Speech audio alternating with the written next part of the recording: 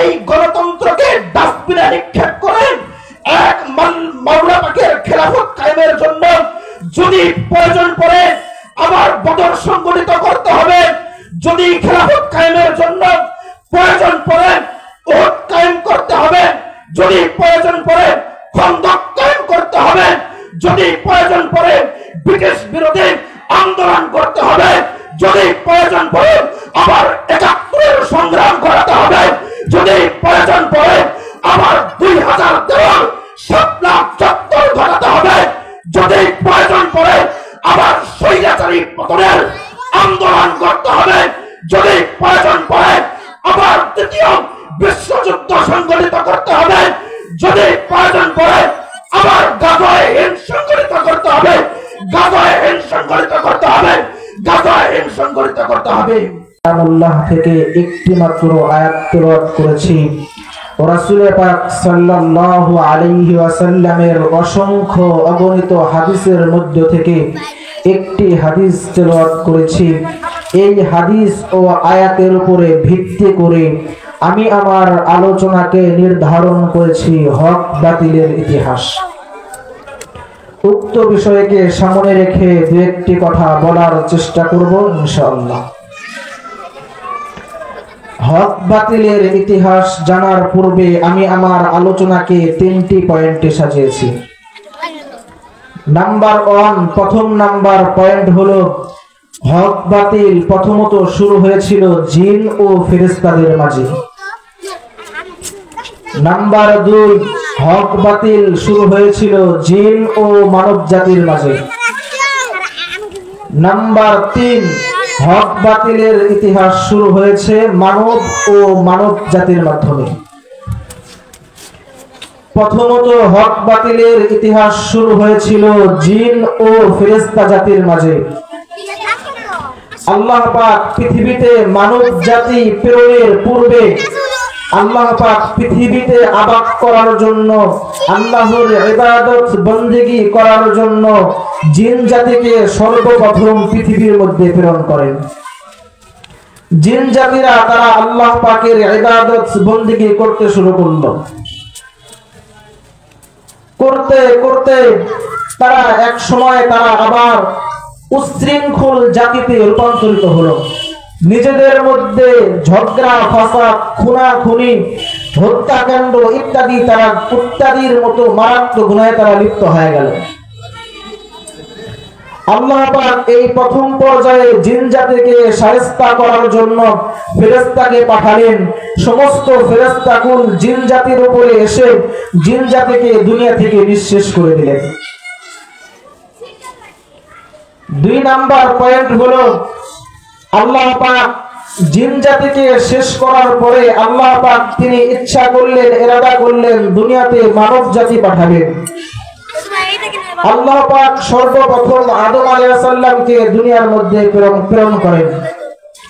পক্ষান্তরে এই আদম আলাইহিস সালামের শত্রু হিসাবে তিনি প্রেরণ করেন হলো ইবলিসকে। দ্বিতীয়ত ইবলিস ও আদম আলাইহিস সালাম এর মধ্য দিয়ে হক বাতিলের সূচনা হয়। 3 নাম্বার পয়েন্টের মধ্যে হক বাতিলের ইতিহাস শুরু হয় হাবিল কাবিলের হত্যার মধ্য দিয়ে। হাবিল কাবিলের হত্যার মধ্য দিয়ে পৃথিবীতে মানবের হক বাতিলের পার্থক্য সৃষ্টি হয়ে যায়।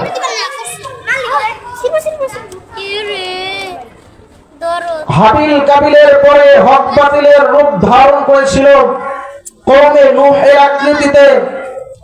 কওমে নূহ যখন তাদের বিশৃঙ্খলা পুরো পৃথিবীতে ছড়িয়ে দিয়েছিল, আল্লাহ পাক কওমে নূহকে শায়েস্তা করার জন্য নূহ আলাইহিস সালামকে নবী হিসেবে প্রেরণ করেন।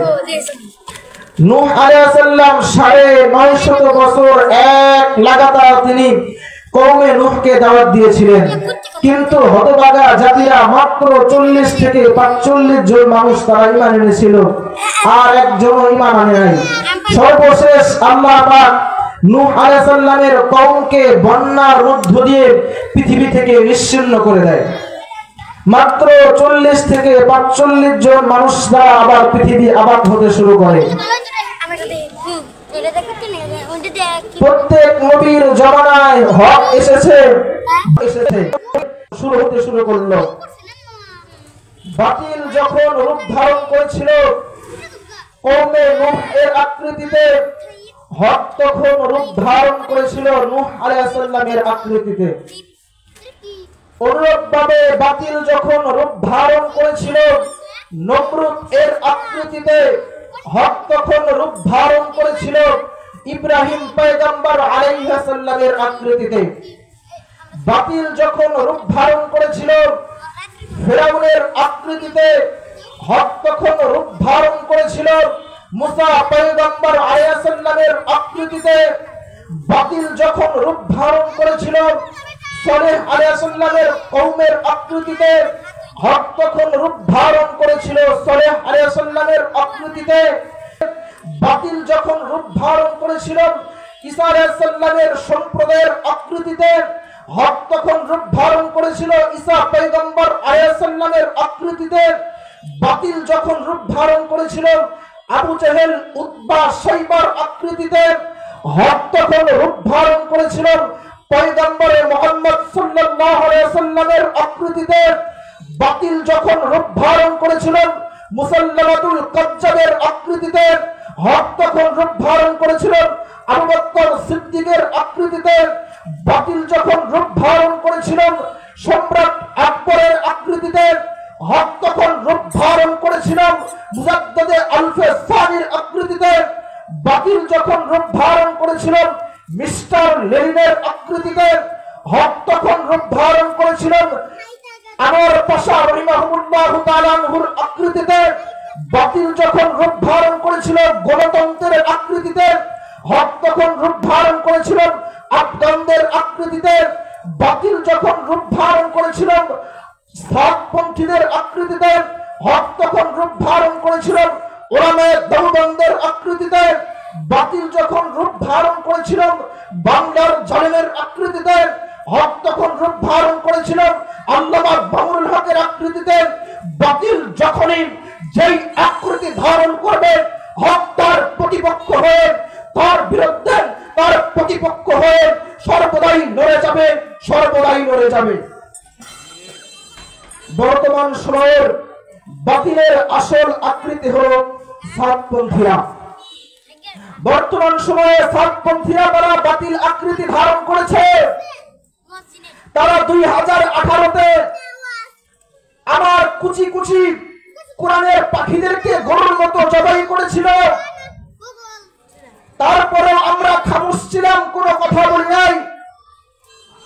গত 3 দিন পূর্বে তারা আমার কোরআনের 4 জন পাখিকে হত্যার মধ্য দিয়ে তারা তাদের ঘৃণিত আকৃতি প্রকাশ করে দিয়েছে।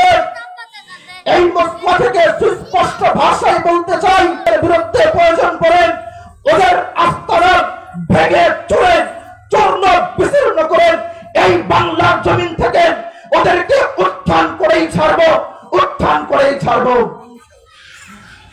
প্রিয় সংগ্রামী সাথী ও বন্ধুগণ, আমার ইতিহাসের পাতা বড়ই কালো। বর্তমান সময়ে প্রিয় নবী সাল্লাল্লাহু আলাইহি সাল্লাম বলে গিয়েছেন, আমার শেষ জামানায় তসবিহকে ছেড়ে দিলে যেমন একের পর এক দানাগুলো জমিনে পড়তে শুরু করে, কিয়ামতের পূর্বেও বিপদগুলো উম্মতের উপরে এরকম ভাবে আসতে থাকবে। একের পর এক বিপদ আসতেই থাকবে। বাতিল চতুর্দিক থেকে আমাদেরকে ঘিরে ধরেছে। ওই ইসরায়েলি বর্বরদের আকৃতিতে আমার ফিলিস্তিনের মুসলমানদেরকে পশুর মতো হত্যা করা হচ্ছে, অথচ গণতন্ত্র এর বিরুদ্ধে কোনো প্রতিবাদ জানায় না। অথচ যদি পক্ষান্তরে যদি একজন বেঈমান যদি পৃথিবীর এক কোণায় অত্যাচারিত হয়, গণতন্ত্র তার বিরুদ্ধে ফুসকে ওঠে। আমার ফিলিস্তিনের লক্ষ লক্ষ মুসলমানকে হত্যা করা হচ্ছে, এর বিরুদ্ধে গণতন্ত্র কোনো কথা বলে না। এর দ্বারা একটা বাণী সুস্পষ্ট হয়ে যায়, গণতন্ত্র মুসলমানদের চিরশত্রু, চিরশত্রু, চিরশত্রু। অতএব এই গণতন্ত্রকে ডাস্টবিনে নিক্ষেপ করে এক মাওলা পাকের খেলাফত কায়েমের জন্য যদি প্রয়োজন পড়ে আবার বদর সংগঠিত করতে হবে, যদি খেলাফত কায়েমের জন্য প্রয়োজন পড়ে উহুদ কায়েম করতে হবে, যদি প্রয়োজন পড়ে খন্দক কায়েম করতে হবে, যদি প্রয়োজন পড়ে ব্রিটিশ বিরোধী আন্দোলন করতে হবে, যদি প্রয়োজন পড়ে আবার ৭১-এর সংগ্রাম করাতে হবে, যদি প্রয়োজন পড়ে আবার ২০০০ দেওয়াল শাপলা চত্বর ঘটাতে হবে, যদি প্রয়োজন পড়ে আবার স্বৈরাচারী পতনের আন্দোলন করতে হবে, যদি প্রয়োজন পড়ে আবার দ্বিতীয় বিশ্বযুদ্ধ সংগঠিত করতে হবে, যদি প্রয়োজন পড়ে আবার গাজায় হিন্দ সংগঠিত করতে হবে, গাজায় হিন্দ সংগঠিত করতে হবে, গাজায় হিন্দ সংগঠিত করতে হবে। আল্লাহ পাক আমাদেরকে হক বাতিল চিনে আমাদেরকে সঠিক রাস্তায় চলার তৌফিক দান করুক। আখিরে দাওয়ানা আলহামদুলিল্লাহি রাব্বিল আলামিন। আসসালামু আলাইকুম ওয়া রাহমাতুল্লাহি ওয়া বারাকাতুহু।